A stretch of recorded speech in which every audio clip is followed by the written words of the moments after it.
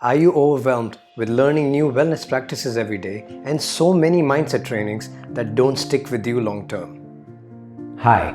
One of the most important aspects when it comes to reprogramming our subconscious mind is the aspect of consistency, of habits. You see, our subconscious mind is habitual. It doesn't learn through watching a video or reading a book or listening to a podcast. That's how our conscious mind learns. Our subconscious mind learns through habits, learns through consistency. And this is why building a strong habit or consistent practice is way more important than learning new practices every now and then forgetting them. You see, real transformation doesn't happen when you watch a video like this. Watching a video is just an experience, but transformation happens when you experience something or you learn something plus integration. And the integration aspect is constant and never-ending improvement, consistent efforts. That's what I want to talk about, and I wish the subject of habit formation was a bit sexier so that more people will be attracted towards it. But that's really the key. And in this video, I want to share 5 practices, 5 rituals that you can apply in your life every single day that will dramatically improve the output of your reprogramming of your subconscious mind. And I want to talk about when you should do it. First, the most important time to develop a habit that needs to influence change in your life is in the morning. So what I would highly encourage is to practice these 5 rituals in the morning and have a non-negotiable morning routine. There's 2 benefits to that. First is that when you wake up in the morning, as willpower is a physical source of energy, right? And when you wake up in the morning, your willpower is at the highest. So it's the easiest to develop any new behavior. So it's very important to keep that in mind. And second is that when we are waking up, we are transitioning in terms of our brainwave frequency from a deep restorative slow brainwave frequency into beta, which is the active engagement frequency. Right, so in that transition, our brainwave frequency transitions through alpha frequency, which is the gateway to our subconscious mind. Right, so having a non-negotiable morning routine, the first thing you wake up without turning on your phone, is incredibly powerful. And these are the 5 rituals that you can practice very, very easily. Number 1, active relaxation. You can practice active relaxation through multiple breathing techniques, things like box breathing, or alternate nostril breathing, or different types of deep breathing in and slowly breathing out. What this does is that active relaxation again slows down our brainwave frequency, so it makes ourselves more suggestible, more open to learning and bringing new ideas into our subconscious. So that's the first thing that we should do. The second one is to practice forgiveness. It's to let go of the burden that we've been carrying. Every time we understand that there's a limiting belief that we've been carrying, our job is to kind of uproot that limiting belief from our garden and release that. And there's multiple different processes to practice forgiveness, but simply, once you practice active relaxation, go into a meditation practice, go back into the system, into the story where you adopted some limiting belief, and forgive that situation, that person, or even yourself, and let go of that burden that you're carrying. That's number 2.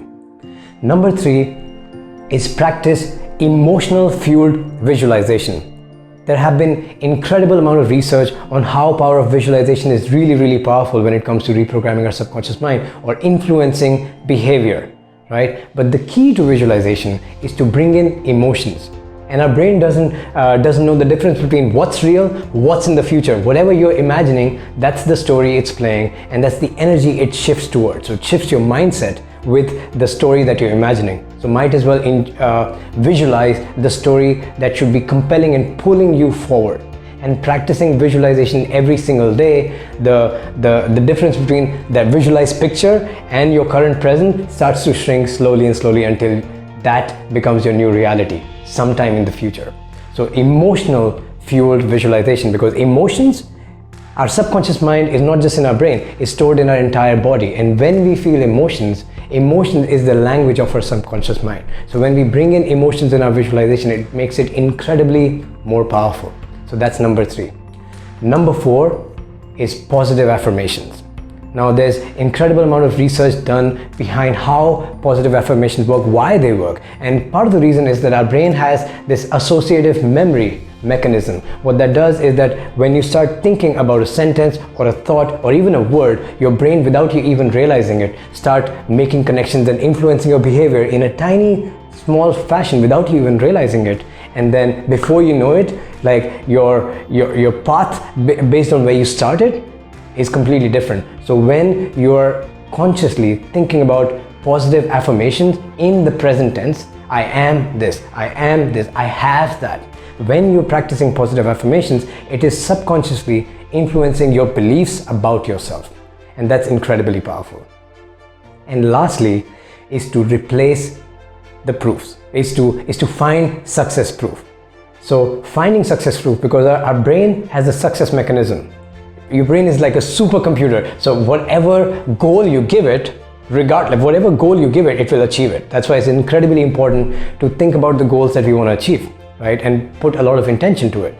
But our brain has a success mechanism. So while we are on the path, our brain needs to recognize, am I on the right path? Am I on the wrong path? Right? And our brain, because we are inherently loss aversive, is more inclined naturally towards observing every time we fail, every time some things don't work. Right? So that's our natural programming. There's nothing wrong with that. But if you want to influence your subconscious mind and be the conscious engineer of your subconscious mind, what you need to do is to feed actively success proofs along the way. So if you're trying to change your body, let's say, and 3 months down the line you want to get to like six-pack abs or like a beach body, whatever that might mean for you, along the path you need to acknowledge the success proof. I ate healthy today. Even though there's no visible change in your body, you're telling your brain, this is a success because I created healthy meals for me. This is a success because I trained 1 full week without fail. Or this is a success because somebody told me that, hey, you've lost weight,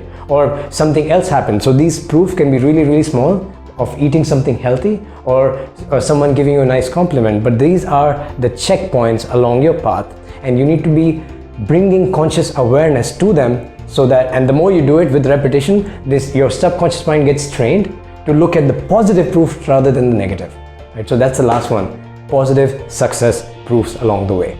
So I hope you practice these 5 rituals and use this practice to create your own to include them in your own self-coaching, in your morning routine. And I hope this adds value to you. And if you are interested in developing your unique self-coaching practice that integrates philosophies from mindfulness, meditation, NLP, hypnosis, breathwork, behavioral psychology, and learn it in a way that once you learn will stay with you for the rest of your life, we design a 21-day journey into developing a personal mastery process. And I guide you in that process live in 21 days with a large community with Life Plugin. So if that is something that speaks to you, click on the link below and I will see you in our personal mastery journey. Thank you.